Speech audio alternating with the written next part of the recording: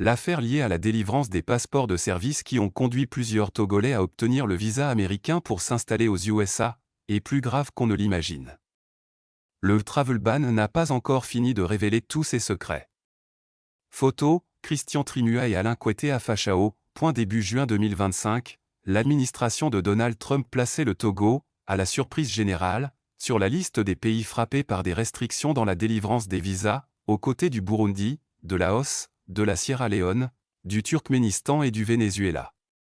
Ces 7 pays s'ajoutent à la liste d'une douzaine d'autres rendus publics le 9 juin 2025. Pour la nouvelle administration américaine, ces mesures visent à protéger les États-Unis des terroristes étrangers et d'autres menaces pour la sécurité nationale.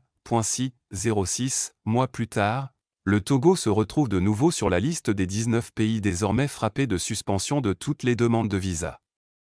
La particularité, c'est que cette mesure ne concerne pas seulement le gel des visas, mais aussi des procédures d'asile en cours, et plus grave, un audit de la Green Card, carte verte, aux détenteurs depuis 2021. Ce durcissement de la politique migratoire, conséquence directe de la fusillade mortelle contre des militaires de la garde nationale à Washington le 26 novembre dernier, impliquant un Afghan, sème la panique et le désarroi au sein de la communauté togolaise établie aux États-Unis. Comment le Togo s'est-il retrouvé sur cette liste noire? Selon des sources proches du département d'État, il y a eu dans la période récente, plusieurs Togolais détenteurs de passeports de service qui se sont installés aux USA avec leur famille. Plus grave encore, certains, une fois sur le territoire, sont entrés en procédure d'asile.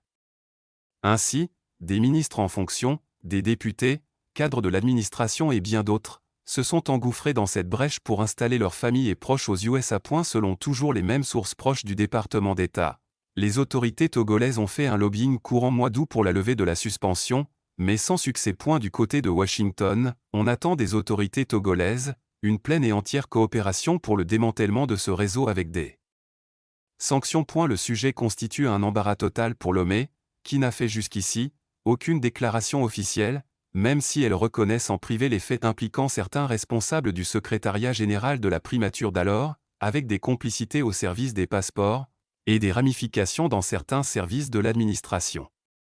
Christian Eninam Trimua, le visage du scandale, toujours protégé par le régime. La délivrance des passeports de service à des personnes qui ne sont pas des agents de l'État, ni des collectivités territoriales ou encore des établissements publics était une pratique courante permettant aux détenteurs d'avoir des facilités d'obtention des visas dans les consulats. Pour mettre fin à cette anomalie qui commençait par faire du bruit dans certains milieux, il a été décidé de centraliser la délivrance de ce type de passeport au secrétariat général du gouvernement à la primature, poste occupé par Christian Eninam Trimua jusqu'au 3 septembre 2025. L'intéressé, dans une lettre circulaire en date du 1er juillet 2024 adressée aux responsables des institutions et ministères, rappelait la nouvelle procédure d'établissement des passeports de service, CF facsimilé.